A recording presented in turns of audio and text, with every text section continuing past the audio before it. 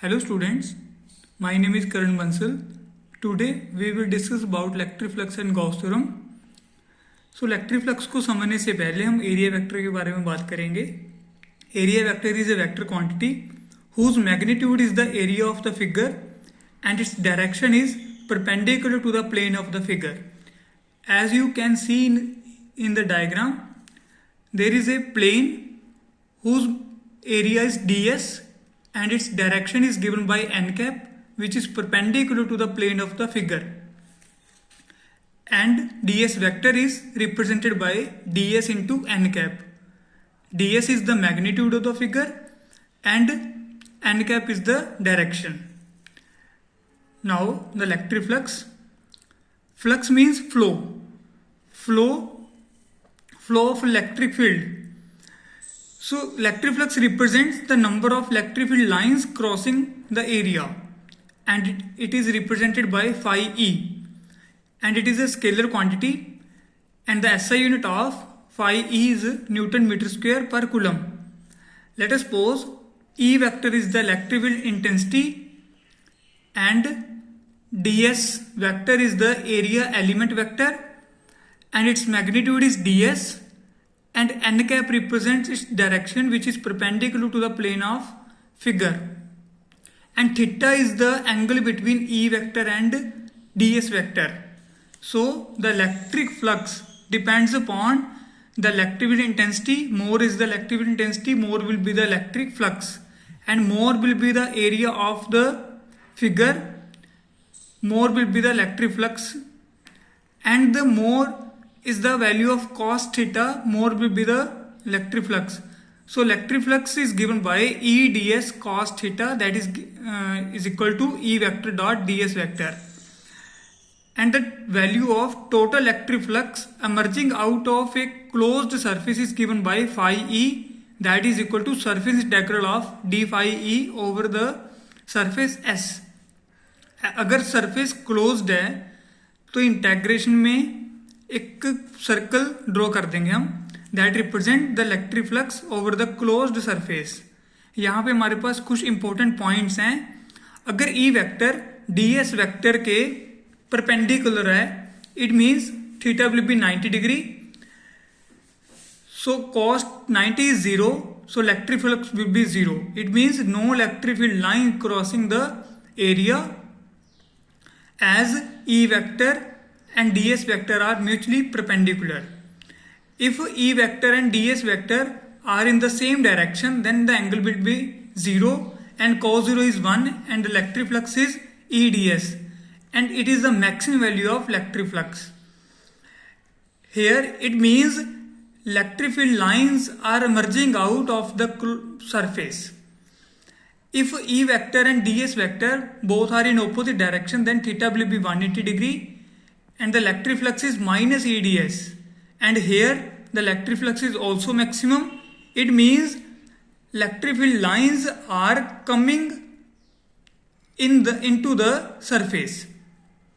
So next point is, if the electric field lines entering a closed surface, then the electric flux is taken as negative. If the electric field lines coming out of the closed surface, then the electric flux is taken as positive.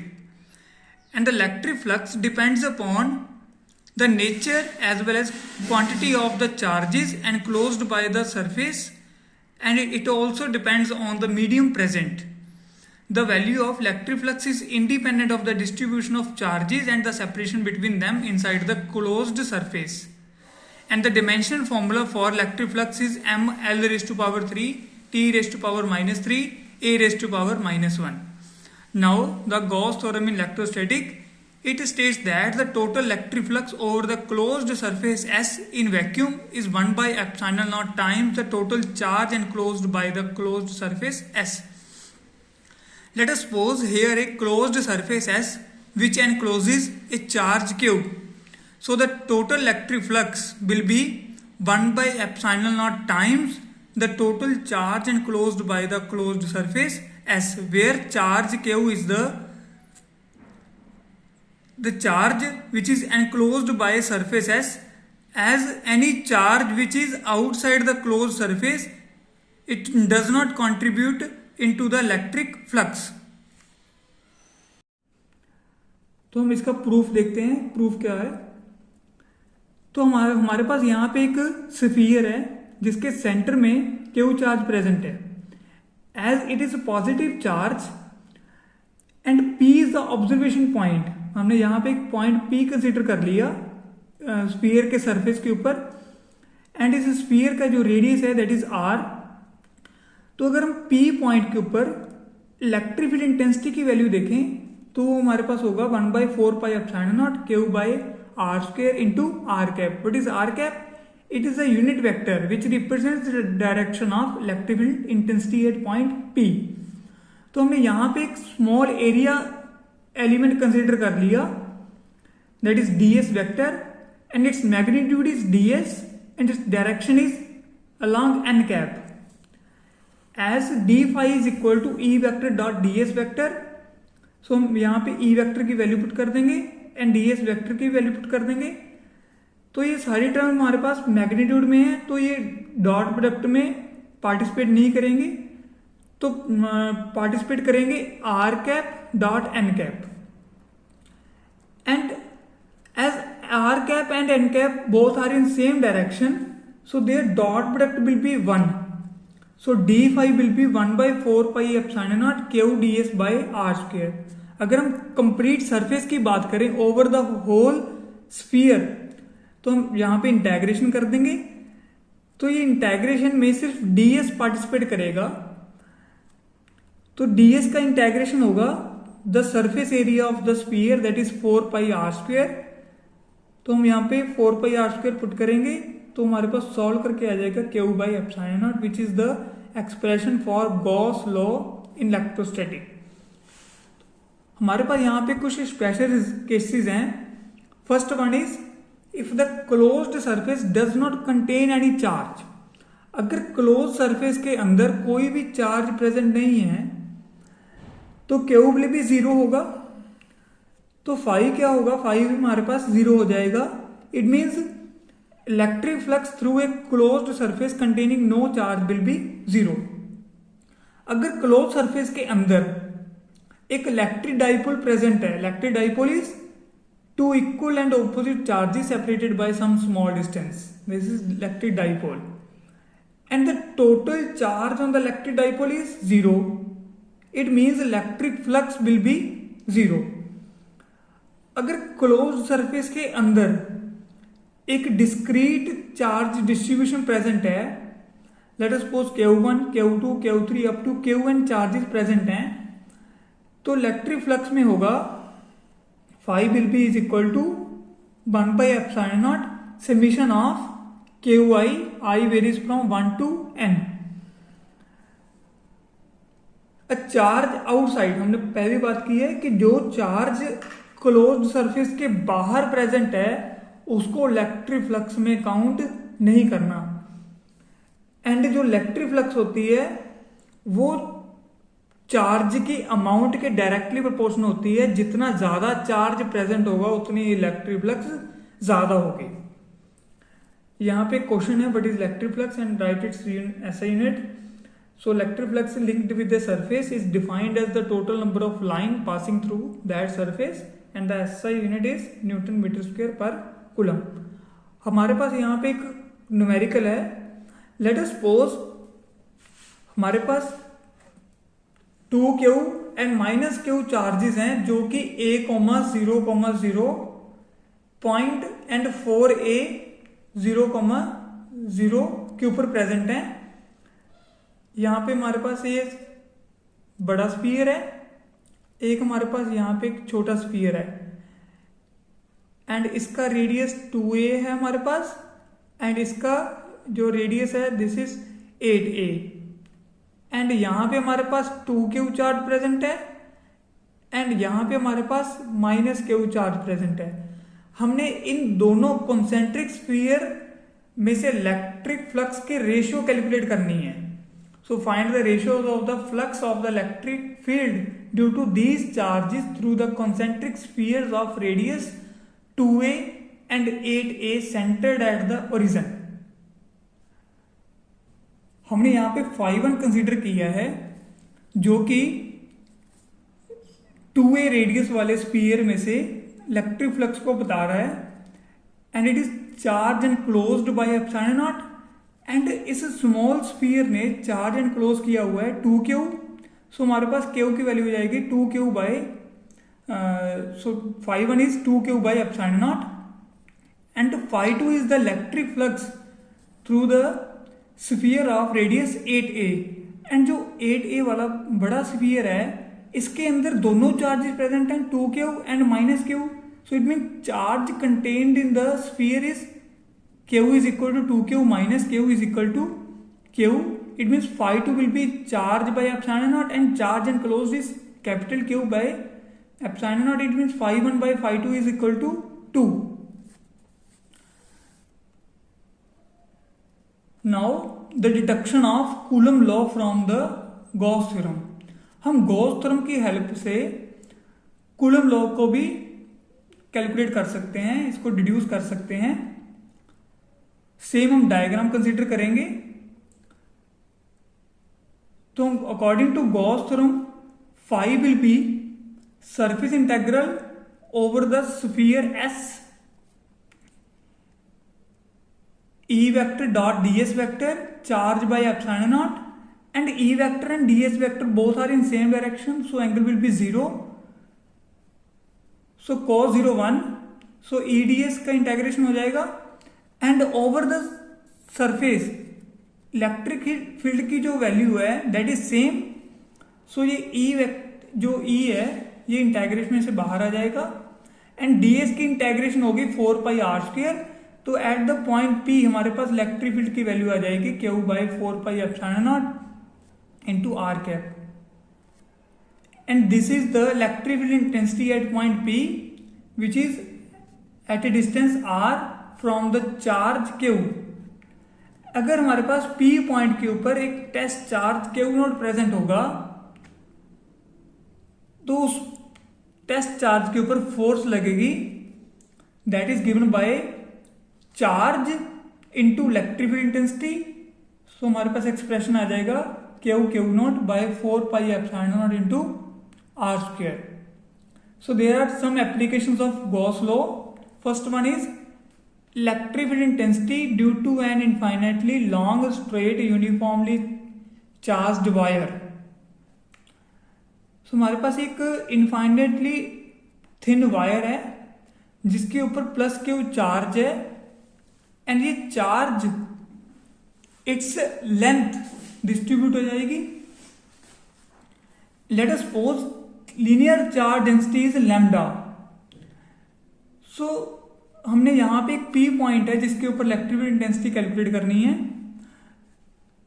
सो हमारे पास एक Gaussian surface होगा जिसको हम draw करेंगे। वो Gaussian surface है symmetrically, वो सिलेंड्रिकल शेप में होगा। लेट अस सपोज इसकी जो लेंथ है that is small l। So according to Gauss theorem, electric flux over the cylinder that is charge enclosed by epsilon naught. अगर 1 unit length की बात कर रहे हैं, उसके ऊपर चार्ज लैम्डा है, इट मीन्स L लेंथ के वायर के ऊपर चार्ज लैम्डा इंटू L होगा। So it mean charge and closed is lambda into L। It means हमारे पास फ्लक्स आ जाएगी इक्वेशन 1 में lambda L by epsilon naught. अगर हम बात करें कि सिलेंडर में हम 3 स्फीयर को कंसीडर कर रहे हैं, S1, S2 and S3। From surface S1, जो S1 का जो एरिया वेक्टर है वो बाहर की तरफ है, आउटवर्ड, एंड S1 सरफेस में जो E vector and ds vector है, इन दोनों की जो डायरेक्शन है वो सेम है। बट जो S2 एंड S3 हैं, इनमें area vector and electric field की जो डायरेक्शन है इनमें एंगल 90 है। So as cos 90 will be 0। It mean जो S2 एंड S3 हैं ये इलेक्ट्रिक फ्लक्स में कोई कंट्रीब्यूशन नहीं प्रोवाइड करेंगे। सो हमने इलेक्ट्रिक फ्लक्स को 3 सरफेसेस में डिवाइड कर लिया, from the surface S1, from the surface S2 and from the surface S3 हमारे पास इलेक्ट्रिक फ्लक्स आ जाएगी lambda L by epsilon naught.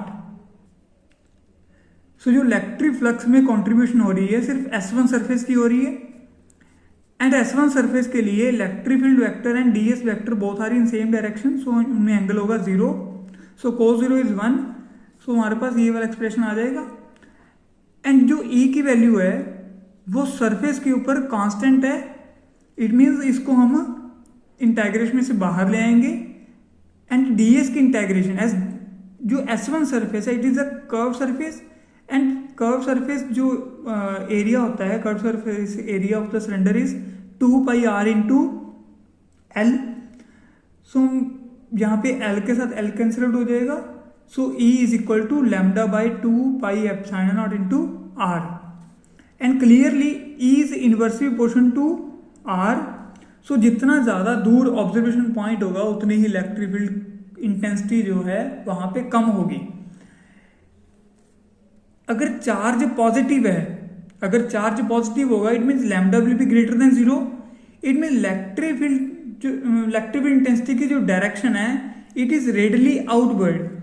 अगर चार्ज नेगेटिव होगा then lambda will be less than 0, then the direction of electric field intensity is radially inward.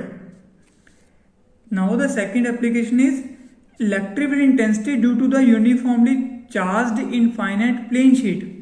तो हमने यहाँ पे एक शीट कंसीडर कर ली, तो अगर हमने शीट को चार्ज देंगे तो वो चार्ज उसके सरफेस के ऊपर डिस्ट्रीब्यूट होगा।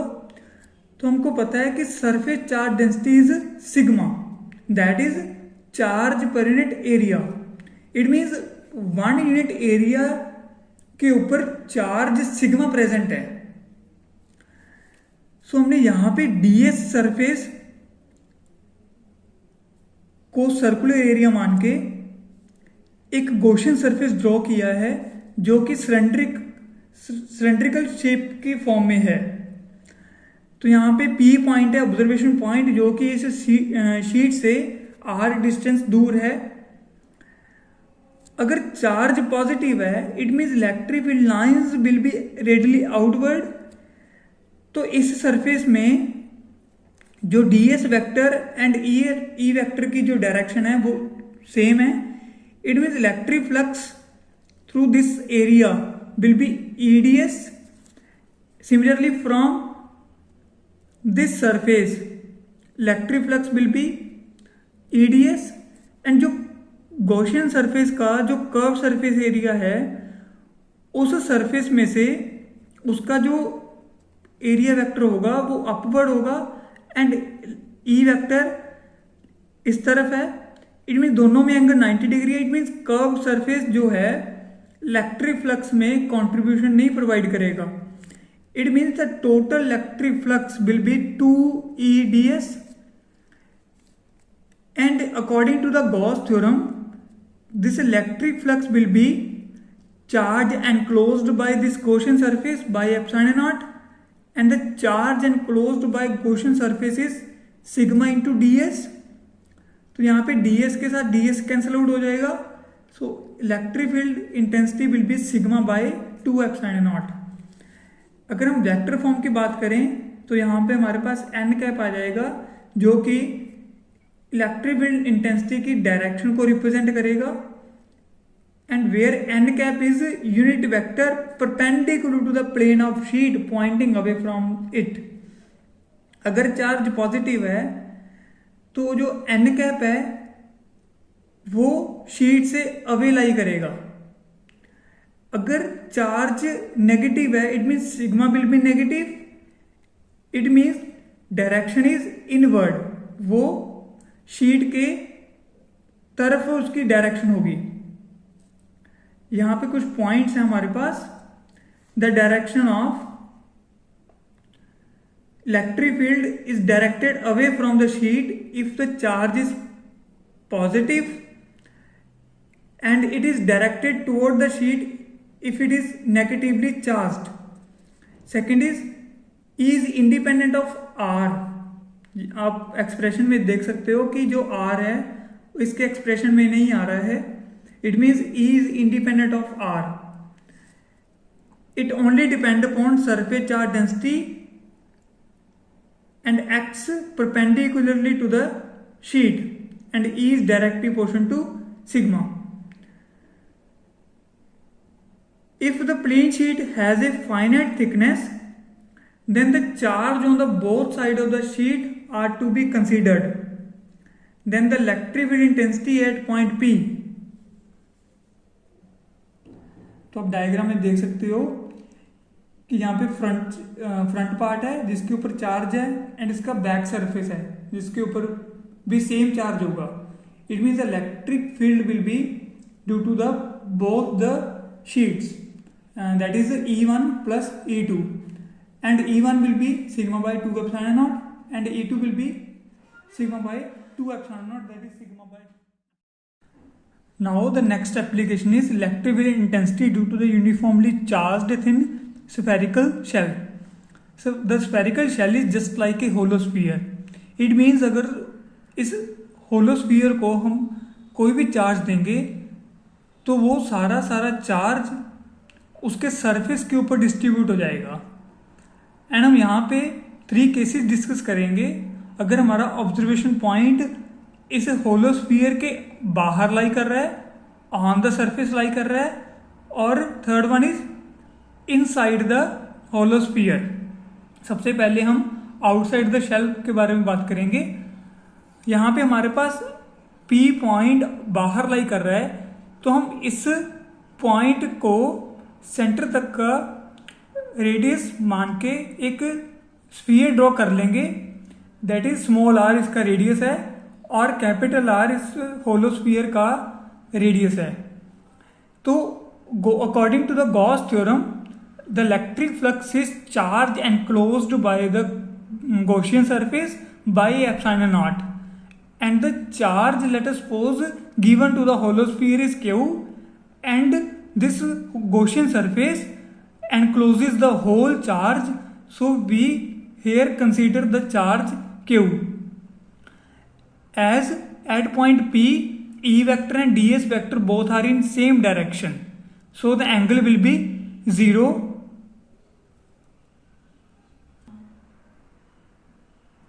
So electric flux is integral of E ds is equal to Q by epsilon naught. As the value of E on the Gaussian surface is same, so we can taken it outside from the integral. So हमारे पास ds का integral आएगा 4 pi r square. So हमारे पास electric field की value आ जाएगी Q by 4 pi epsilon naught into r square. In vector form हमारे पास r cap आ जाएगा, एंड r कैप इसकी डायरेक्शन को रिप्रेजेंट करेगा. अगर हम ऑन द सरफेस बात करें तो ऑन द सरफेस जो स्मॉल r है वो कैपिटल R के बराबर हो जाएगा. तो हम स्मॉल r को कैपिटल R के साथ रिप्लेस कर देंगे, तो हमारे पास इलेक्ट्रिक फील्ड की वैल्यू आ जाएगी Q by 4 pi epsilon naught into r square. And हमको पता है कि जो सिग्मा होता है that is surface charge density, and it is equal to charge by surface area. So sigma is equal to Q by 4 pi r square. सो हमारे पास इलेक्ट्रिक फील्ड की वैल्यू आ जाएगा on the surface that is sigma by epsilon naught, which is the maximum value of the electric field intensity. And third one is at a point inside the shell. तो हम inside spherical shell के अंदर एक Gaussian surface को draw कर लेंगे जिसका radius हमारे पास r डैश है, and clearly r dash is less than capital R. सो जो इलेक्ट्रिक फ्लक्स होगा that is charge enclosed bye epsilon not. But हमारे पास जो स्फेरिकल शेल है, जो उसके अंदर हमने सरफेस ड्रॉ किया है गॉसियन सरफेस, उस गॉसियन सरफेस ने कोई चार्ज एनक्लोज नहीं किया हुआ. इट मीन्स इलेक्ट्रिक फ्लक्स हमारे पास जीरो हो जाएगी, क्लियर इलेक्ट्रिक इंटेंसिटी भी हमारे पास जीरो हो जाएगी. अगर हम इसको ग्राफिकली रिप्रेजेंट करें, so the variation of E with small r from the center O of the charged spherical shell is, this is given by this diagram. Inside the spherical shell electric field is 0, and on the surface its value is maximum, and after that it varies with 1 by r square. Now electric intensity due to the uniformly charged solid sphere.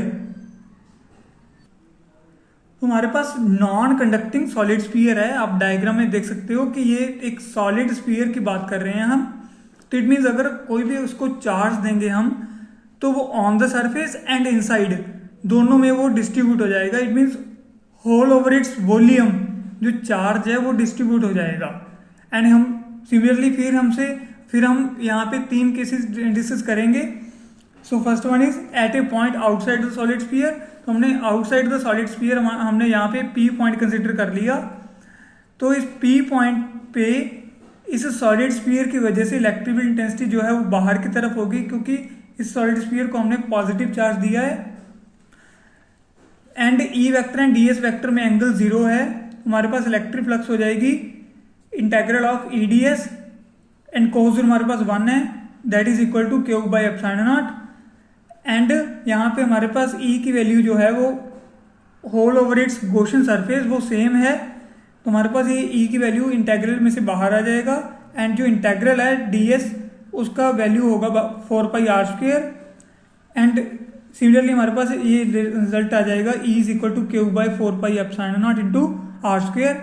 And in vector form the direction is represented by r cap which is directed outward. And on the solid sphere small r will be equal to capital R। तो हमारे पास electric field की value आ जाएगी Q by 4 pi epsilon naught into r square.